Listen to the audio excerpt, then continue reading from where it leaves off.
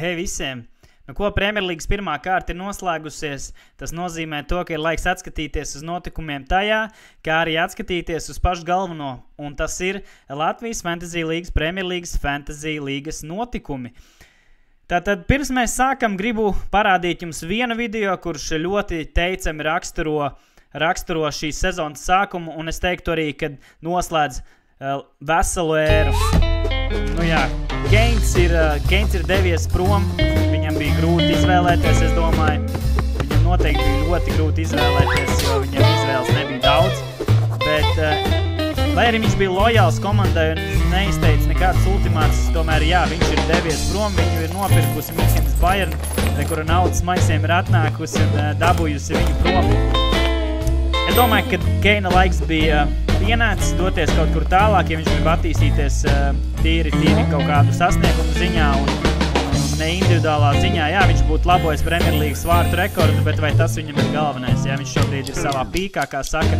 Es domāju, ka viņš izveica pareizo izvēli. Man ļoti žēl, protams, fantasy menedžers, kas viņu draftēja, viņš bija pirmās kārtas pīks, ja spēlētu stabils 2., 3. Man ir jūs žēl, bet kā ir, tā ir, novēlam Keinam veiksmi, novēlu veiksmi arī jums, tiem, kuri viņu draftēja, un es ceru, ka tas turpināsies, ka Keins turpinās priecēt skatītājs tur, un ka Tottenham atradīs kādu citu, kurš spēs noturēt viņu uzbrukumu līmenī. Par ko mēs šodien runāsim? Tātad nedēļa Premjerlīgā, tātad notikumi mūsu grupās, maiņu darījumi, jā, mums ir maiņu darījums akceptēts. Tad es parādīšu nedēļas zvaigzni, parādīšu jums punktu mašīnas, arī nesekmīgos apskatīsim, kura spēlētāji šobrīd ir lazaretē, tad neliels ieskats publiskajā līgā, kur gan liela mērķa šobrīd, un tad jau mēs noslēgsim šo raidījumu. Sāksim ar nedēļu Premjerlīgā. Nu tātad pirmā kārta aizvadīta. Es teiktu, ka liela pārsteiguma nav šajā kārtā. Premjerlīga tika atklāta ar Manchester City spēli pret Burnley. Šeit vienos vārtos, es teiktu, spēli skatījos. Pats sāpīgākais, kas šeit bija Manchesteras zaudējums. Kevins De Bruyne nospēlēja kaut kāds 20 minūtes un hamstringa savainojuma dēļ spēli neturpināja. Tas ir zaudējums. Kas šeit vēl? Nu, Ņūkās labi ieskrējās 5-1 pret Aston Villu, bet es neteiktu, ka šī uzvara bija, kad rezultāts parāda spēles gaitu. Aston Villa spēlēja diezgan labi, daudz uzbruka, izveidoja daudz labus momentus, un Ņūkāsla vienkārši labāk prata izmantot savas iespējas. Brightonai labs rezultāts pret jaunpienācējiem, un nu jā, Liverpool Chelsea, kas bija kārtas centrālā spēle, izspēlēja neizšķirt 1-1, bet, nu, teiksim godīgi, Chelsea izskatījās krietni labāk, spēle bija saturīgāka, vairāk ar bumbu spēlēja, un, nu, Liverpool, es nezinu, jāskatās, kas tur notiks tālāk ar viņu. Interesanti, komandas spēlēja pirmajā kārtā, tajā pašā brīdī cīnījās par Moises Caicedo. Chelsea uzvarēja, jo Caicedo gribēja ļoti pievienoties tieši Londonas vienībai. Un kārta noslēdzās vakardien ar Manchester United spēli pret Wolverhamptonu. Piekritīsiet, ka Manchester spēlēja diezgan vāji, iekrita šis te gols, Varāns izrāva uzvaru pēc Lūk šo piespēles, un, nu, es teiktu, ka bija neizšķirts drīzāk, lai piedod Manchester, man mīļākā komanda, bet jā. Skatoties tabulā, nav īsti jēgas tabulā skatīties, jo tā ir tikai pirmā kārta. Redzam, ka Newcastle, pateicoties vārtu attiecībai, ir tabulas augšgalā, seko Brighton, Manchester City, Arsenal, Fulham, United. Jā, runājot par rezultīvākajiem, divi spēlētāji iesit 2 vārtus. Tas bija neviens cits kā Erlings Haalands, kurš Burnley apbēdināja 2 reizes, un Aleksandrs Īzaks. Zviedrs Ņūkāslas uzvarā vārtos raidīja 2 bumbas. Interesanti būs paskatīties, vai Īsaks šajā sezonā, kas viņam būs pilnā sezona, spēs turēties līdzi Norvēģu brīnumbērnam un kaut kādā veidā viņu tā kā presēt un mēģināt panākt viņu gūto vārtu sarakstā. Par piespēlēm runājot, tikai viens spēlētājs iekrāja vismaz 2 piespēles, tas bija James Madisons. Tottenham spēlē ļoti uzbrukošu futbolu. Jā, pēc Harry Kane aiziešanas īsti varbūt nav tas noslēdzējs, uz ko Madisonam spēlēt, bet redzam, ka viņš atrada savas piespēles. Pirmā no standarta situācijas, otrā bija tāda vairāk, tāda savu piespēle, bet viņam viņu ieskaitīja, un viņš šobrīd izskatās tiešām labi. Ko dodamies beidzot pie LFL satura?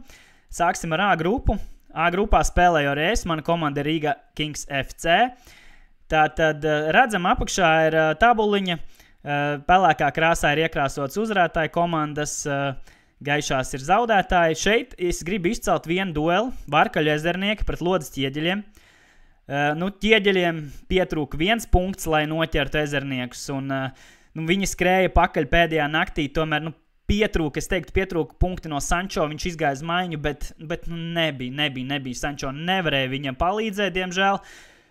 Arī Onanam, protams, viņam Onana, viņš lielisks un 9 punktus nopelnīja, bet arī 1 punkts pa īsu. Ezernieku komandā ir viens izteikts līderis šajā kārtā, tas bija Harvijs Barnes no Newcastles, viņš nopelnīja 11 punktus. Tabulā izskatās šādi. Rīgas Šautrs savāca 68 punktus pret Rīgas Moto.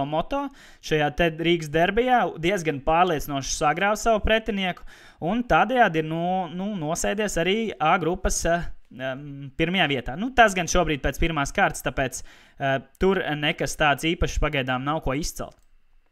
Laižam tālāk. B grupa. B grupā redzam arī uzvarēja pārsvarā viesi, kas ir interesanti. Latvijas gan ir vienīgais mainieks, kurš izcīnīja uzvaru. Viņš arī šobrīd pirmais 65 punktu summā sakrāja. Šajā grupā man jāizceļ noteikti Riga United un Mešciem Bebra duels. 52 pret 51 Bebri, kas bija absolūtais čempions. Linards ir uzvarējis šo kārtu. Un es teiksim tā Īsaka supersniegums neglāba United komandu. Bebriem ļoti skaista uzvara. Lūks šo ar savām 5 punktiem un savu piespēli palīdzēja Bebriem sezonu iesākt ar uzvaru. Viņam komandā Rešfords, kas bija pirmās kārtas piks, 3 punkti viņam, jāieskrienās, lai gan šobrīd viņu izlika kā centra uzbrucēju, vēlāk noteikti tur Hoilunds epizodiski pieslēgsies vai varbūt tās stabilāk pieslēgsies, bet šī bija laba iespēja viņam tikt pie šiem punktiem. Diemžēl Rešfordam nesanāca ne piespēle, ne vārti. Kas vēl šajā grupā tāds īpašs? Jā, Griziņkalna Lapsiņas Mārtiņš ar 37 punktiem tomēr tika pie šīs te uzvaras un iesāka arī sezonu ar uzvaru. Kas vēl tāds īpašs šeit? Garson G. Spotters 28 punkti. Sezonas sākums tāds diezgan grūts, arī Valmieras Montevilla, bet es domāju, ka Džeki ieskrēsies un viss būs kārtībā. Laižam pie C grupas. C grupā Bruno Fernandes ir šokā par to, ko iespējuši ir šie te komandu vadītāji, tad šobrīd pirmajā vietā priežot Husky, 2. Inčkalna Strādnieki un 3. Salaspils United. Redzam, šeit uzvarēja 2 mainieku komandas, un es gribu izcelt dueli Ragaciem Selga pret Inčkalna Strādniekiem. Šeit plus 2 Strādniekiem, 46 pret 44. Selgai ir skumjas, jo nodraftēts ir Harijs Keins. Man tevis ļoti žēl, es ceru, ka tu atgūsies un ka atradīsi laimi brīvu aģentu sarakstos, bet kopumā jau pirmajā kārtā labs sniegums, bez Harija Keina 44 punkti, tas ir solīdi, tiešām ļoti labs sniegums, ja reiķinām, ka Harijs Keins var iesist vārdus 1-2 un vēl atdot piespēli un salasīt ap 10 punktiem, tad tiešām labs sniegums Strādniekiem Inčukalna komandai ļoti īpatnēja situācija. Viņam 2 vārdsargi un neviens no viņiem nespēlē. Uz 0 punktiem palika nespēlē. Liek piebilst, ka viņa sastāvā ir Erlings Hollands. Erlings Hollands iesita 2 vārtus, bet arī jāizceļ Bowens, kas, manuprāt, ir ļoti labs piks. Pats draftā uz viņu skatījos, bet, Nesanāca man pie viņa tikt. Bowens varbūt tās šogad beidzot ieskriesies, jo pagājušajā sezona bija diezgan bēdīga, bet iepriekš aizpagājušā sezonā viņš bija ļoti, ļoti vērtīgs fantasy spēlētājs. Kas šeit vēl pa tādiem dueļiem? Nu, arī Rolavas Vikingiem un Rīgas Bedrēm bija diezgan sīvs duels, bet gribēju izcelt tieši strādnieku maču, jo viņi tomēr sakrāja vairāk punktus. Jā, laižam tālāk uz D grupu. D grupā Erlings Haalands ir uzvilcies, jo Madonas Spartaks iekrāja 66 punktus un ļoti, ļoti sīvā duelī ar 66-59 uzveica augšlīgatnes Mafiju. Nu, iedomājies, tev savāc komanda 59 punktus, tev liekas, tas ir ļoti laba, tā ir ļoti laba summa, bet nē, tu zaudē un ar otru labāko punktu summu. Tā gadās šajā te fantasy spēlē, un tieši tāpēc mēs šo spēli tik ļoti mīlam.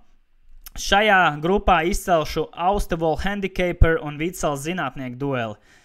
Handicaper, kas tulkojumā ir invalīdi, debiju LFL Premier League Fantasy līgā piedzīvoja ar zaudējumu, diemžēl, bet Norvēģijā bāzētā komanda nodraftēja Lukaku, un viņš bija izlikts pamatsastāvā, ko es ieteiktu nomest nost, jo Lukaku diez vai spēlēs Premier Līgā. Viņš ir tuvu tam, lai mainītu komandu.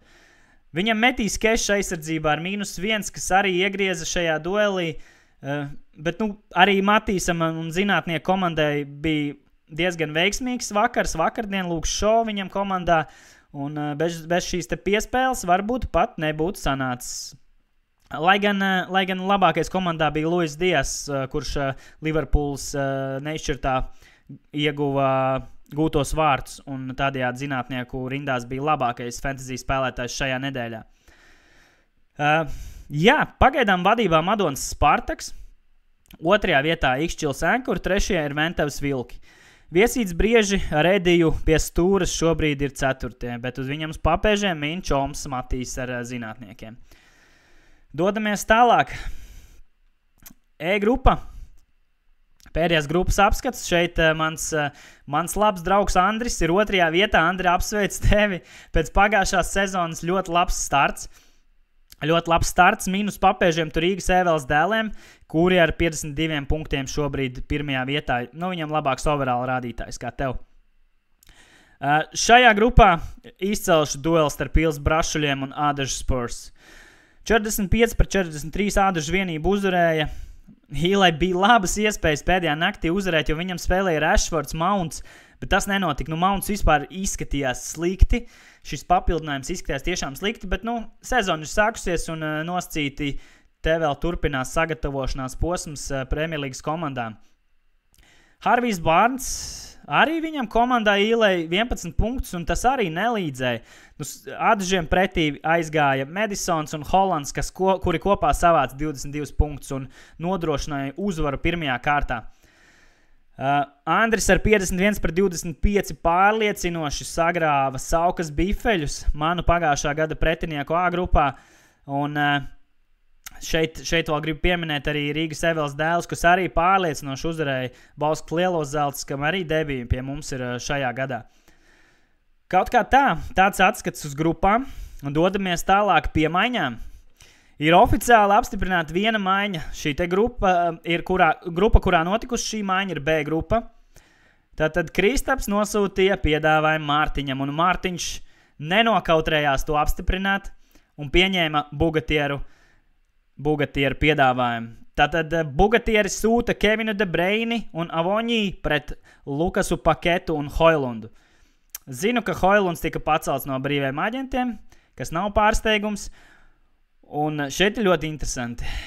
Joprojām, pirms es ierakstīju šo te podcastu, Kevina De Bruynes situācija nebija skaidra. Cik ilgi, kas ar viņu notiks, kā viņš ārstēs savu hamstringu savainojumu, kurš ir identisks savainojums, kādu viņš ieguva pirms Champions Leagues fināla. Tāpēc,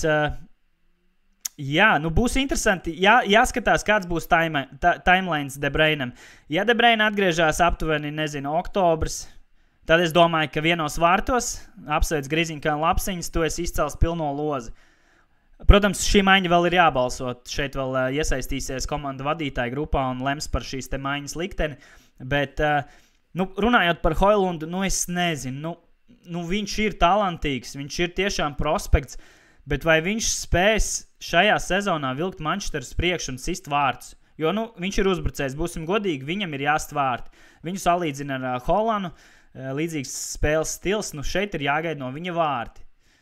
Vai tas šogad notiks? Tas ir rīktīgs jautājums, un Bugatieri iet uz risku. Tas pats Pakete, viņš šobrīd Vesthamā, bet viņš ir ļoti tuvu pāriešanai uz City, jo City tieši ar viņu grib aizstāt Kevinu De Bruyni. Vai tas nozīmē, ka Paketa spēles laiks būs ierobežots? Ļoti iespējams, jo City rotācija visiem ir zināma un ir zināms, kurš ir viņu galvenais treneris, vai ne? Tāpēc ļoti interesants moves. Un skatīsimies, ko nobalsos menedžeri. Ja šī maiņa iziet, tad kaut kad nākotnē apskatīsimies, kurš tad no šīs maiņas bija ieguvējs. Laižam tālāk. Varbūt jau izrēķinājāt, izkalkulējāt, ka nedēļas zvaigzne starp menedžeriem ir Ešenvalda kungs no A grupas. Rīgas Šaudras menedžeris kopumā savāc 68 punktus. 68 punktu redzam. Uzbrucēji viņam savāc 22 punktus, midfields 25, aizsardzība 15, vārdsargi 6 punktus un kopā tas ir 68. LFL šeit viņam ieliek par šo te pirmo kārtu vērtējumu 9, kas ir ļoti, ļoti, ļoti teicams rādītājs un ļoti labi Roberts sev parādīja pirmajā kārtā. Viņš ir punktu līderis pēc pirmās kārtas.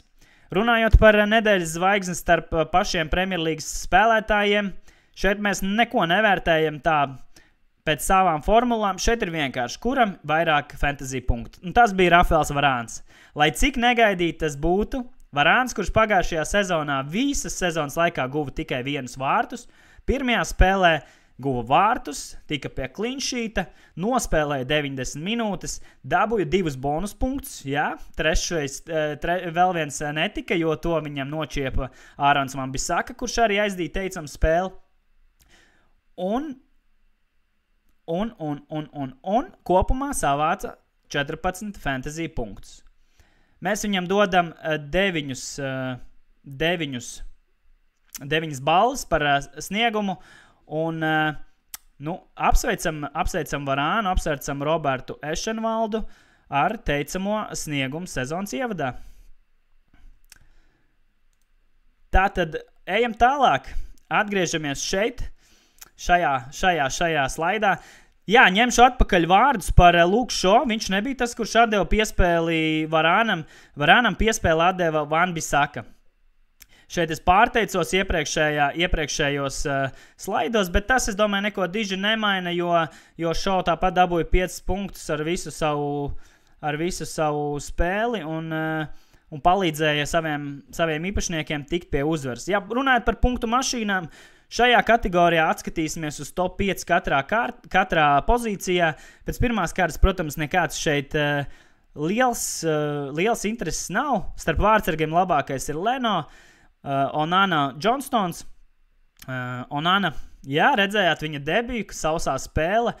Beigās vēl varēja nopelnīt arī pendeli, bet tiesnesis kļūdījās, kā man Andris argumentēja un parādīja, kur ir norādīts uz viņa kļūdu. Kā ir, tā ir spēle un tā notiek un viss aizmirstās ar laiku. Runājot par aizsargiem, šeit bez variantiem Varāns, kurš bija pats labākais spēlētājs, Wan-Bissaka ar piespēlīti un Disasi no Chelseas ar golu. Viņš iesita golu un viņš ir top 3. Tāpat šeit 2 Crystal Palace aizsargi, bet tā, jā. Laižam tālāk pie centra pusargiem. Arī diezgan negaidīti Rodrigo, kas varbūt citreiz liekas, ka spēlē vairāk kā balsta pusargs, bet šeit viņš iesita vārds, atdeva piespēli, tika pie 13 punktiem. Harvijs Bārns, tas nav pārsteigums, viņš arī pagājušajā gadā epizodiski nodemonstrēja ļoti uzbrukošu sniegumu un vāc punktus, viņam 11 šajā nedēļā, jeb pirmajā kārtā, un trešais ir Bukayo Saka. Arsenāla centra pusargs ar fantastisku sitienu ar kreiso kāju pārspēja pretinieku vārdsargu, bumbu raidīs skaisti tālajā vārds stūrī un dabūja 10 punktus pirmajā kārtā. Tāpat šeit Mārčs, kurš ielika golu ar galviņu pēc komandas biedra, man liekas, Mitomas piespēles. Un, protams, Madisons 2 piespēles Madisonam. Labs sākums viņam. Starp citu, es viņu draftēju 2. kārtā. Es kaut kā likās, ka viņš varētu būt Tottenhamā ļoti rezultatīvs. Nu, redzēsim, vai tas turpināsies arī tālāk. Runājot par uzbrucējiem, liela pārsteiguma šeit nav. Holands un Īsāks. Abiem 2 goli. Šo te dueli jau izcēla podcastu sākumā. Redzēsim, kā tas turpināsies, vai kāds vispār spēs Holandam tuvoties un mēģināt viņu tā kā noķert. Bez Keina šobrīd neredz nevienu, bet redzēsim, kā veiksies Īsakam. Trešais šeit ir Visa no Brentfordas, Nketiah no Arsenāla un Morris no Lutonas. Nketiah labi aizstāja traumēto Gabrielu Žezusu. Redzēsim, vai viņam vārti nāks arī sezonas turpinājums. Domāju, ka spekulācijas par to, kurš spēlēs augšā, kamēr nebūs Žezus, ir beigušās. Vismaz kamēr Nketiah rāda labu sniegumu, noteikti viņš tur paliks. Tur netiks iespēlēts ne Havertz, ne Trossārs, nekāds cits. Bet, protams, viena neveiksme vai kaut kāda trenera lēmums un viss var mainīties. Kategorijā nesekmīgies vienmēr katru reizi izcelšu nesekmīgos. Šeit tajā stūrī, tur otrā pusē, ir viens spēlētājs. Ierakst komentārā, vai tu atpazīsti, kas tas ir par spēlētāju, un varbūt tu zini, kāpēc viņš ir sadaļā nesekmīgie. Par Harry Maguire, es domāju, komentāru nav. Viņš aizvedīja ļoti nesekmīgu karjeru Manchester United rindās, un viņa sniegums kopumā vērtējums ar lielu mīnusu zīmi. Bet vai zini, kas ir tas par spēlētāju otrā pusē? Rakst komentārā un rakst iemeslu, kāpēc viņš ir nesekmīgais. Runājot par šīs kārtas nesekmīgajiem, šeit ir tā, ka Martīnes, Manchester United centra aizsargs, tika nomainīts pēc pirmā puslaika, viņš iekrāja 0 punktus. Ļoti vājš sniegums, viņu nomainīja. Neesmu redzējis, vai tas bija iemesls traumu, vai kā, man šķiet, ka nē. Tas bija spēle. Viņa spēle nepārliecināja treneri, manuprāt, un viņš tika pie 0 punktiem. Es domāju, ka viņš bija noteikti daudziem ar domu, ka varētu vākt sausās spēles, bet redz, kā viņu nomaina, viņš paliek pats uz sausā. Tāpat gribu izcelt šos te 3 kungus Trentu Aleksandru-Arnoldu, kas ir uzbrukošais pusargs un no kura noteikti gaida vairāk. Jā, šeit nebija clean sheets, jo dabūja iekšā golu. Nospēlēja šīs 90 minūtes, bet es domāju, ka noscīt tā ir vilšanās. Labi, pretinieks bija jaudīgs, bet no Trenta vienmēr kāds gaida kaut ko vairāk. Edgars, Arsenāla kapteinis, 90 minūtēs 2 punkti. Komanda spēlēja pret Nottingham, kur noteikti no viņa gaidīja kādu piespēli vai golu vai kaut kā tā, bet redz, viņš paliek uz 2 punktiem, ja nemaldos dzeltenā kartiņa, un diezgan vājš sniegums. Un noteikti jāceļ Kieran Trippiers, 90 minūtes pie 5-1 Newcastles uzvaras, viņš tikai 2 punktus savāc. Es domāju, ka pie 5-1 jebkurš fantasy menedžers gaida, kad arī Trippiers būs sarakstā, vai piespēlē, vai golā. Bet, žēl, sausais izpalika, tad jau viņš šajā sarakstā noteikti neatrastos, bet šeit Diaby apbēdināja Newcastles komandu un tomēr to 1 golu iesit. Jep, tā kā tā, šie te ir nesekmīgie, nākošu nedēļu cerams, tur būs citi cilvēki sarakstā, un šeit arī varam diskutēt, varat rakstīt komentāros, kurš jūsuprāt vēl bija nesekmīgais. Protams, arī no Foden varbūt gaidīja vairāk, bet viņš 3 punktus ienesa un gluži uz 0 jau viņš jūs neatstāja, tā kā noteikti var atrast kādu citu. Es šeit gan vienmēr likšu pa lielam lielus uzvārdus no lielām komandām, jo tie tomēr ir tie spēlētāji, no kuriem mēs gaidām rezultātu. Par Lazareti. Jā, traumas tā ir ikdiena futbolā, sportā, un šeit es gribu apakšā izcelt 3 spēlētājus un tā kā nedaudz nomierināt tos komandu vadītājus, fantasy komandu vadītājus, kuriem ir traumas šobrīd. Ir bijusi Arsenāla ļoti neveiksmīga plejāda ar spēlētājiem. Theo Walcots, visi atceramies, es pilnīgi vēl tagad atceros, biju jauns džeks, Theo Walcots iznāk Anglijas izlasē labo rekordu kā jaunākais spēlētājs, kurš iziet pasaules kausā, ja nemaldos, vai Eiropas čempī. Un liela nākotne viņam prognozēja, bet redz, kā viņš 907 dienas ir bijis traumēts savā karjerā. Ļoti daudz. Te jau 3 gadi, ja, tiešām daudz. Bet ir bijis vēl trakāk. Ir bijis Wilsheres, arī Arsenal produkts, kurš 1407 dienas ir bijis traumēts. Kosmos. Bet viņiem abiem diviem ieliek viens cits spēlēties Diaby. Viņš visādos formos klejo kā vistraumatiskākais spēlētājs vēsturē. Viņš kopā 1747 dienas ir bijis traumēto sarakstā. Kosmiski. Un žēl, ka šie uzvārdi figurē tieši Arsenal rindās. Jā, ar to es gribēju jūs nomierināt un atgriežoties pie šī brieža traumētajiem, De Bruyne, hamstrings, septembris, oktobris, tas būtu skaisti laikam jau. Jāskatās updates, varbūt jau šobrīd, kad man ierakstu, ir iznācis, bet sāpīgi pirmās kārtas pīks. Jesus ar celi aizgāja pārbaudas spēlē. Septembrī vajadzētu viņam būt atpakaļ. Ļoti ceram un novēlam visiem menedžeriem, lai tas tā notiktu. Un Kunku ļoti neveiksmīgi arī ceļa trauma. Chelsea jauniegums, tiešām gaidījām no viņa super sniegumu, bet viņš atgriezīsies novembrī. Sāpīgi, tiešām sāpīgi un skatīsimies. Tiešām visu vēl priekšā. Es ceru, ka atgriezīsies ātrāk, bet pagaidām tas varētu būt novembris. Hojlunds ar muguru nedaudz satraumēs, bet, kā teica Ten Hāgs, tad Dāņu spēlētājs augustā, septembrī būs atpakaļ, nekas nopietns, tāpēc viņa īpašnieki, kas viņu pacēl no free agentiem, tā skaitā man bija iespēja to izdarīt, noteikti varam gaidīt augusta beigās, septembrī viņu laukumā, bet pats trakākais ir laikam Minks. Viņš aizgāja nopietni ceļgala savainojumu, konkrēti nebija pateikts, kāds ir šis savainojums. Ja tā ir krusteniskā saite, tad pusgads uz augšu. Ja tā ir menisks vai kaut kas tam līdzīgs, tad mazāk, tad 2, 3, 4 mēneši, bet viņa atgriešanās laiks pagaidām ir neskaidrs. Es redzēju, ka dažiem viņš ir sastāvā, tāpēc tiešām novēlu jums veiksmi. Vai metam nost? Varam pagaidīt, kad parādīsies kaut kāds updates, bet Minks nav tik vērtīgs, lai viņu turētu turpinājumā. Ko esam nonākuši pie beigām, un es menedžeriem čatā uzdevu jautājumu, kurš tad būs šīs sezonas punktu līderis?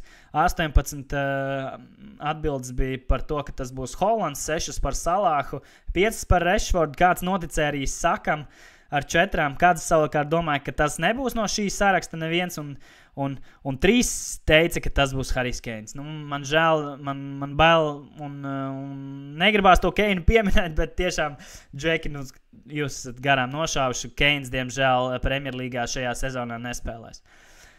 Labajā pusē vai kreisajā pusē, kā jums tas sanāk, ir nākamās kārtas spēles. Redzam, ka nākamā kārta sāksies piekdien, 18. augustā.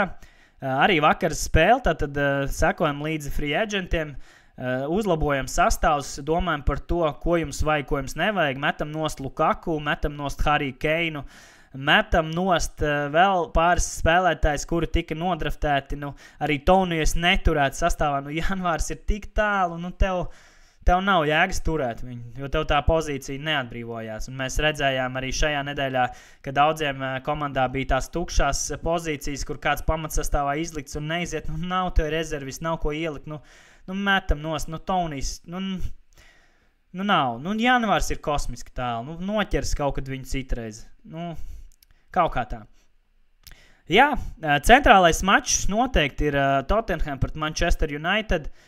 Un redzēsim, kā šī te spēle noslēgsies, bet jautājums nākamajai kārtai, un šo jautājumu var rakstīt komentārā arī, kā tad tu domā, kuram spēlētājiem būs visvairāk punktu otrajā kārtā, fantasy punktu, protams. Kurš izšaus, kā tu domā? Vai Hollands spēs satriekt Newcastles aizsardzību? Vai varbūt tās Īzaks ieliks City pretī? Nu šeit uzreiz Holands un Īzaks satiekas savā starpā un centīsies atrisināt varbūt to jautājumu, ko es esmu uzdevis jau podkāsta thumbnailā. Tā kā jā, paldies jums, komentējam, spiežam laiku, abonējam kanālu, ja tev patīk šis saturs, noteikti turpini sekot tam un tiekamies jau pēc otrās kārtas un atskatīsimies, kas tad būs noticis grupās, kas būs noticis Premjerlīgā un kuri spēlētāji būs izšāvuši pilnu aptveri. Paldies un visu labu!